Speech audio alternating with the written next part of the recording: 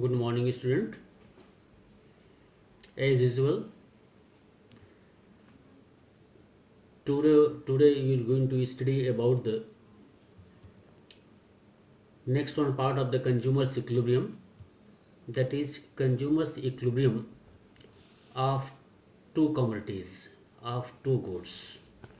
It means that now here the consumer is consuming in the situation when he is consuming two goods only, two commodities.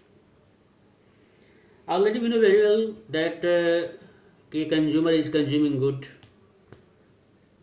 the number of the good is more than the one, that consumer is consuming different goods.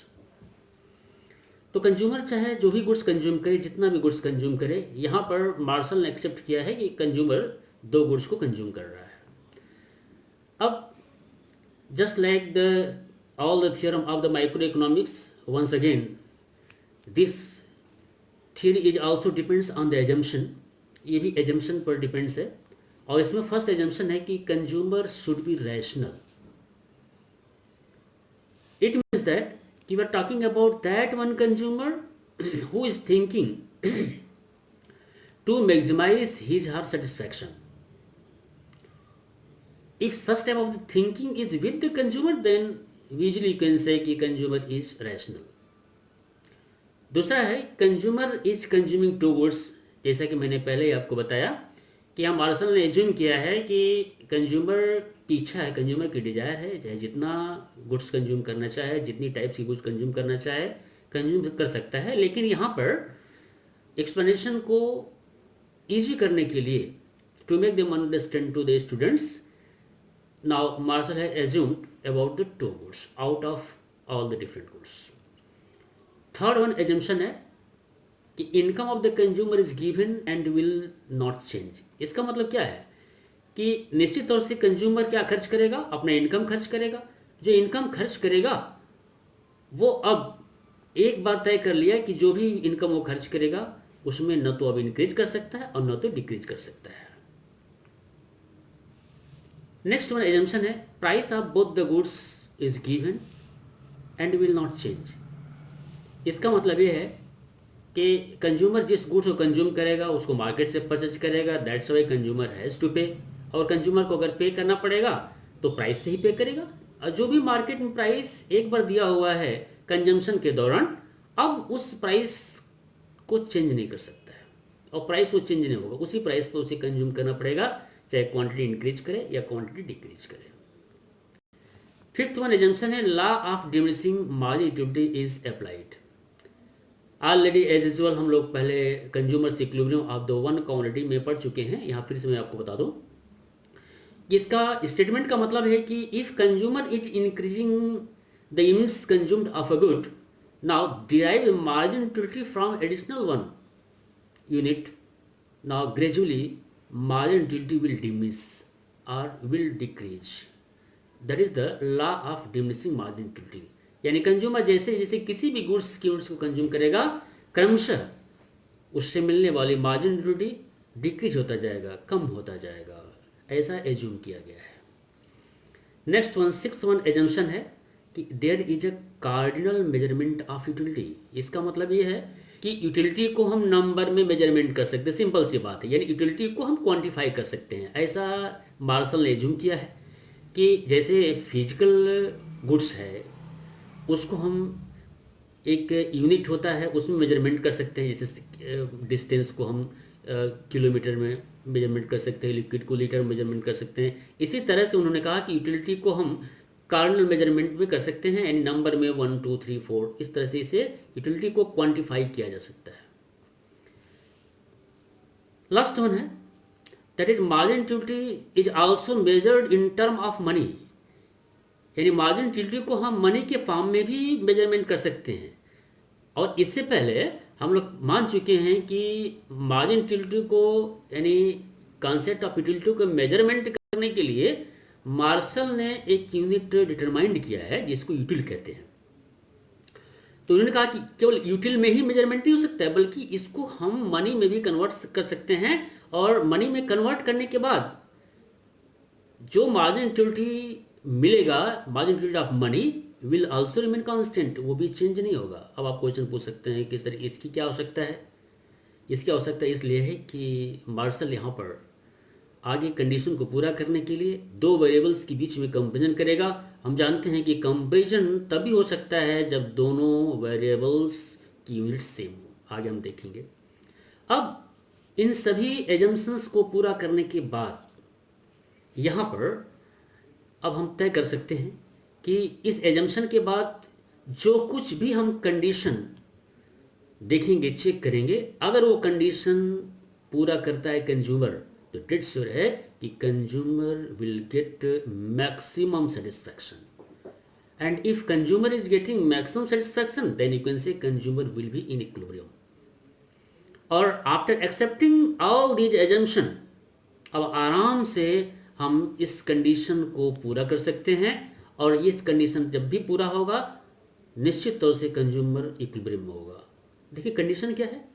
Condition ये कहता है कि marginal utility of ₹1 MUR should be equal to MUX upon PX is equal to MUY upon PY, यानी MUX margin utility of good X divided by price of the good X should be equal to margin utility of good Y divided by price of the good Y।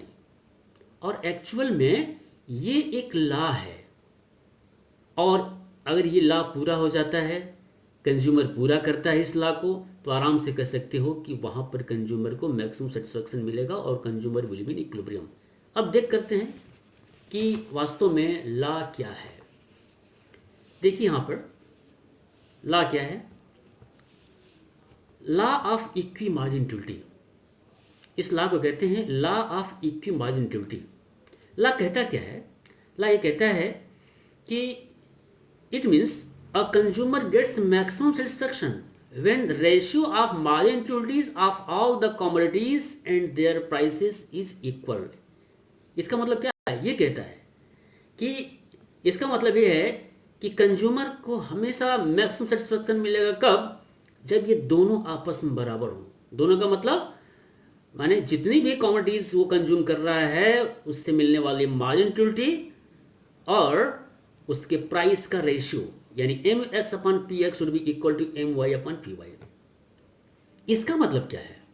इसका मतलब यह है कि it means consumer should incur expenditure on different commodities in such a way that the margin utility of last rupee spent on each one of them is equal. यानी इसका मतलब ये कहता है कि कंज्यूमर जब अपने इनकम को दो गुड्स पर खर्च करेगा तो इस तरह से खर्च करे कि खर्च करते समय जो लास्ट रूपी बचे, राइट, जो लास्ट रूपी बचे और दोनों गुड्स पर खर्च करे, तो उन लास्ट रूपी को खर्च करने के बाद दोनों गुड्स से जो भी हमें मार्जिन यूटिलिटी मिले आपस में बराबर होना चाहिए। इसका मतलब क्या है? सपोज कि कंज्यूमर का इनकम मान लीजिए 10 रुपये है और कंज्यूमर गुड्स को कंज्यूम कर रहा है और 1-1 रुपया खर्च करता चला जा रहा है। अब दो गुड्स पर अगर खर्च करना चाहता है तो लास्ट रुपये उसके पास कितना बचेगा? 2 रुपया बचेगा। तो 1 रुपया मान लीजिए एक्स पर खर्च किया और 1 रुपया उसने वाई पर खर्च किया, और उस 1 रुपये को एक्स पर खर्च करने के बाद और 1 रुपये को वाई पर खर्च करने के बाद दोनों से हम कंपेयर करें कि जो मार्जिन यूटिलिटी मिला अगर आपस में वो बराबर हो जाए, तब यही हम कह सकते हैं क्या? Law of equi marginal utility. और जहां पर ये लॉ पूरा होगा आराम से कह सकते हैं कि consumer will be in equilibrium. अब इस कंडीशन के बाद यहां पर निश्चित तौर से हम देख चुके हैं कि इस कंडीशन में कंज्यूमर का जो भी इनकम है वो पूरा का पूरा खर्च हो जाना चाहिए, यानी ये बराबर वहीं पर हो जहां पर पूरा का पूरा इनकम खर्च हो जाए। अभी इससे पहले मैंने law of equi margin utility में एक्सप्लेन किया है। दूसरा जो कंडीशन है पहले वाले के साथ साथ दूसरा कंडीशन ये है कि law of diminishing margin utility is applicable. इसका मतलब क्या है कि जहां ये कंडीशन हम पूरा करेंगे फर्स्ट वन, वहां पर कंज्यूमर जैसे जैसे किसी भी यानी दोनों गुड्स की यूनिट्स को आप इंक्रीज करते जाएंगे उससे मिलने वाली ग्रेजुअली जो भी मार्जिन यूटिलिटी होगा वो डिक्रीज होना चाहिए, वो इंक्रीज नहीं होना चाहिए। वैसे डिक्रीज ही होगा, लेकिन इनको इन्होंने कंडीशन में दे दिया है। अब कंडीशन को हम एक्सप्लेन करना चाहेंगे प्रैक्टिकली। यहाँ पर एक्सप्लेन करने के लिए निश्चित तौर से हमने एक टेबल का हेल्प लिया है, और यहाँ देखिए इस टेबल में प्रैक्टिकली हमने एग्जांपल लिया है।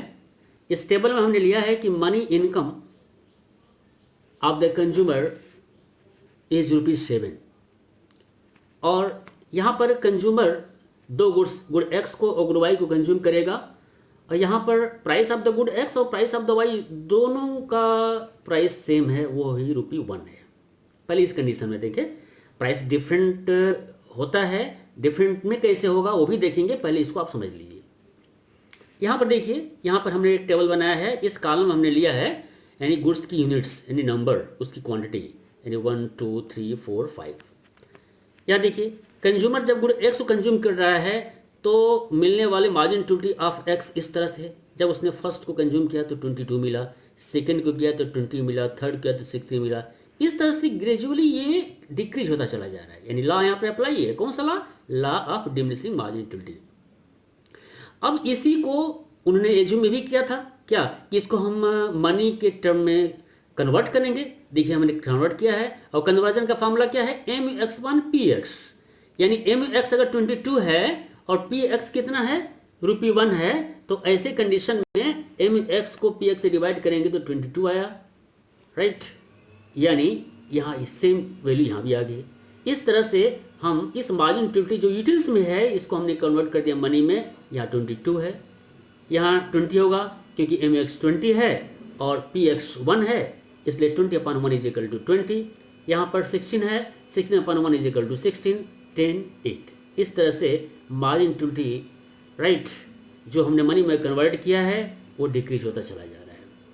दूसरा गुड्स वाई का देखिए, यानी MY है, और Y को भी जब कंज्यूम कर रहा है तो जो डिराइव मार्जिन ड्यूटी है gradually it is also decreasing, ये भी डिक्रीज होता चला जा रहा है। देखिए जब फर्स्ट को कंज्यूम किया तो 20, सेकंड को किया तो 19, थर्ड को किया तो 18, फोर्थ किया तो 16, फिफ्थ को किया तो 14।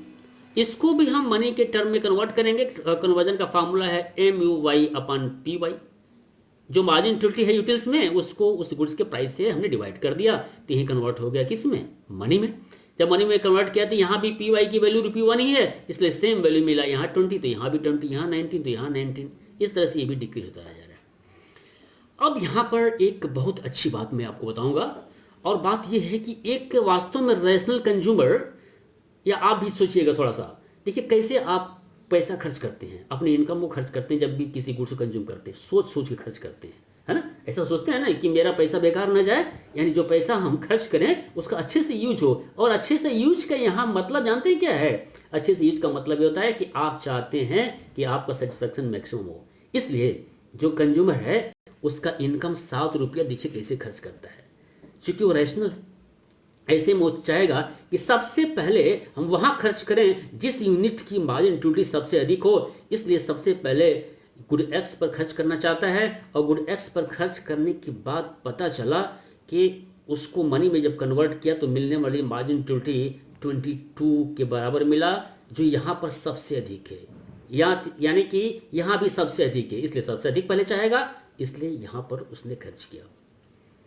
और चूंकि अभी कंटिन्यू खर्च करेगा, क्यों? क्योंकि उसको मैक्सिमम सेटिस्फैक्शन वही मिलेगा जहां पर कंडीशन पूरा हो। अभी कंडीशन पूरा नहीं हुआ है, इसलिए अब उसके बाद सोचेगा कि अच्छा ठीक है, अब कम से कम इसके बराबर नहीं तो इससे थोड़ा सा कम वहां खर्च करें, तो तुरंत आ जाएगा। अब नेक्स्ट 1 सेकेंड रुपी यहां खर्च करेगा, अब उसके बाद यहां नहीं आएगा, अब उसके बाद यहां आएगा। थर्ड रुपी यहां खर्च करेगा, फोर्थ रुपी यहां खर्च करेगा, फिफ्थ यहां खर्च करेगा, सिक्स्थ यहां खर्च करेगा। अब देखिए लास्ट रुपी चल रहा है, सिक्स्थ यहां, यानी फर्स्ट लास्ट यहां खर्च किया, सेकेंड लास्ट यहां खर्च किया। अब यानी ₹7 में से ₹2 उसको बचा, तो ₹6 यहां खर्च किया और 7th यहां खर्च किया। लास्ट दोनों रुपये खर्च हो गया, और लास्ट दोनों रुपये खर्च होने के बाद चेक करेंगे कि क्या कंडीशन पूरा हुआ कि नहीं। अब देखिए यहाँ पर जब खर्च पूरा ₹7 जब खर्च हो गया, हमने यहाँ पर कैलकुलेट किया कि एक्स की कितनी यूनिट्स कंज्यूम किया, तो पता चला कि एक्स की 1 2 3 यूनिट्स कंज्यूम किया। और वाई का कितना कंज्यूम किया भाई, वाई कंज्यूम किया 1 2 3 4, यानी एक्स का 3 यूनिट्स उसने कंज्यूम किया और वाई का 4 यूनिट्स कंज्यूम किया। अब कैलकुलेट करते हैं कि क्या एक्स का 3 यूनिट्स कंज्यूम किया और वाई का 4 यूनिट्स कंज्यूम किया, कंज्यूम करने के बाद क्या टोटल एक्सपेंडिचर यानी जो भी मनी इनकम उसका 7 रुपया था खर्च हुआ कि नहीं, चेक करते हैं। तो यहाँ पर Q X into P X यानी that is total expenditure on the good X is equal to 3 into 1 is equal to 3 रुपये खर्च किया किस पर, एक्स पे। वाई पर देखते हैं तो वाई की जो प्राइस है 4 है, राइट, और सॉरी वाई की जो क्वांटिटी है 4 है और वाई का प्राइस कितना 1 है, तो इससे 4 इंटू 1 इज इक्वल टू 4, यानी दोनों मिला करके एक्स पर 3 रुपये खर्च किया, वाई पर 4 खर्च किया, टोटल उसने 7 रुपीज़ खर्च किया, यानी पूरा मनी इनकम खर्च हो गया।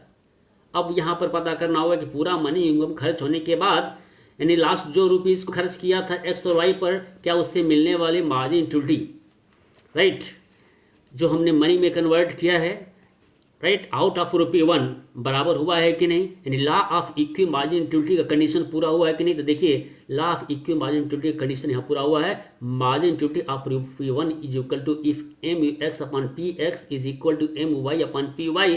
तो यहाँ पर निश्चित तौर से एम एक्स 16 है, पी एक्स 1 है, यहाँ पर एम वाई भी 16 है और पी वाई भी 1 है, यानी दोनों की वैल्यू आपस में यहाँ पर बराबर होगी, पूरा का पूरा मनी इनकम भी खर्च हो गया। तो आराम से कह सकते हैं कि ऐसे कंडीशन में consumer will be in equilibrium, और तब कंज्यूमर गुड एक्स की 3 यूनिट्स कंज्यूम करेगा, वाई का 4 करेगा, तो कंज्यूमर को मैक्सिमम सेटिस्फेक्शन मिलेगा। दूसरी मैं आपको बहुत इंपॉर्टेंट बात बताऊंगा जो रेयर मिलता है। यहाँ पर मैंने इसी चीज़ को डायग्राम के माध्यम से एक्सप्लेन किया है, देखिए, और डायग्राम थोड़ा टेक्निकल है लेकिन ये डायग्राम हर जगह अवेलेबल नहीं है, इसे देखिए, कोशिश करिए समझने का।